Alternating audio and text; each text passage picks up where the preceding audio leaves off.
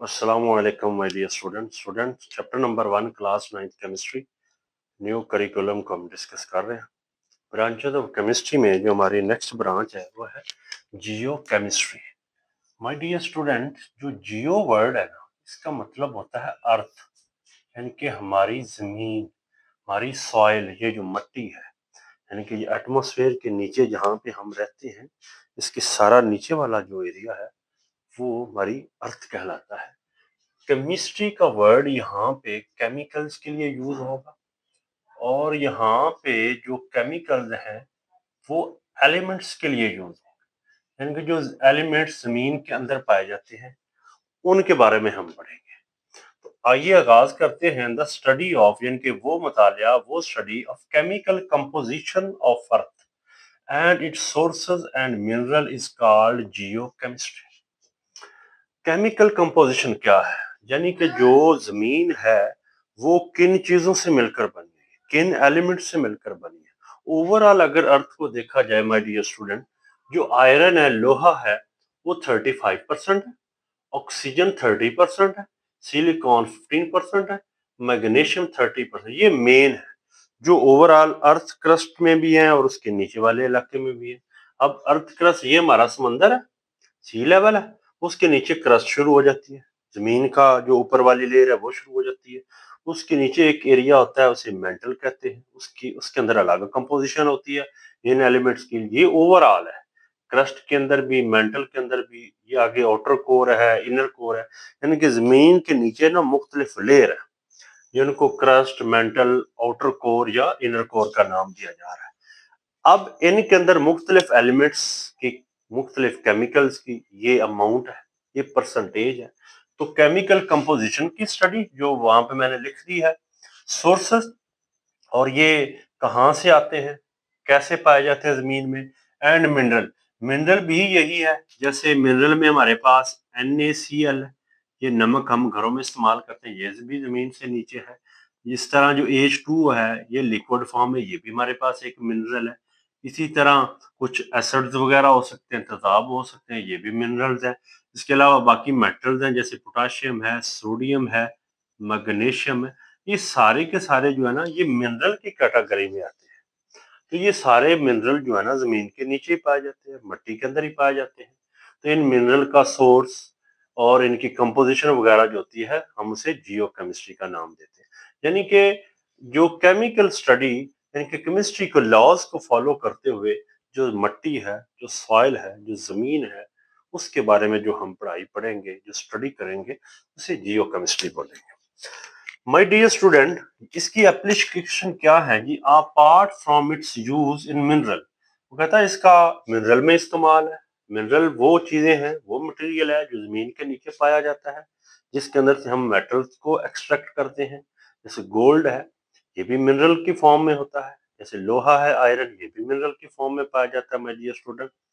इस तरह सिल्वर है, बाकी चीजें भी हैं, कॉपर वगैरह, ये सारे मिनरल की फॉर्म में पाए जाते हैं। और ये मिनरल कंट्री लाइक पाकिस्तान में, ये बलोचिस्तान वाले इलाके में है बहुत ज्यादा।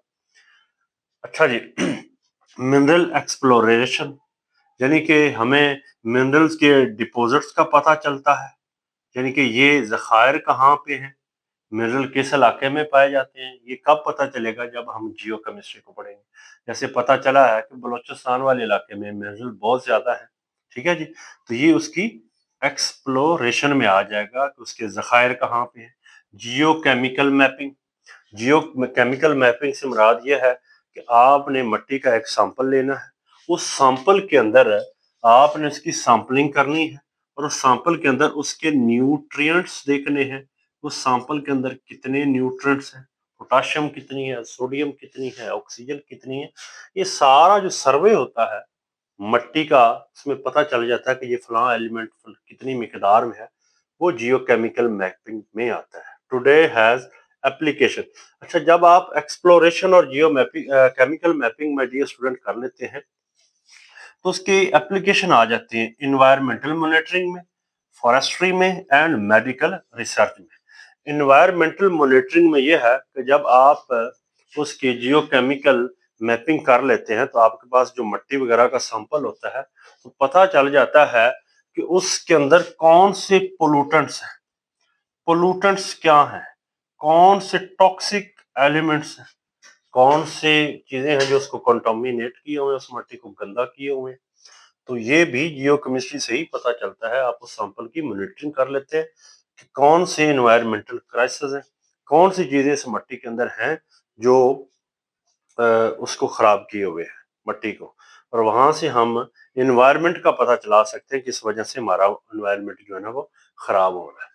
फॉरेस्ट्री, फॉरेस्ट्री में ये होता है, ये जंगलात वगैरह ये जो प्लांटिंग की जाती है, तो मिट्टी के सैंपल का अगर हमें पता चलेगा, उसकी केमिकल कंपोजिशन का पता चलेगा, उस मिट्टी की प्रॉपर्टीज का पता चलेगा, तो हमें पता चल जाएगा फलान न्यूट्रिएंट्स इसमें है, इसमें पोटाशियम है, इसमें नाइट्रोजन है, इसमें सल्फर है।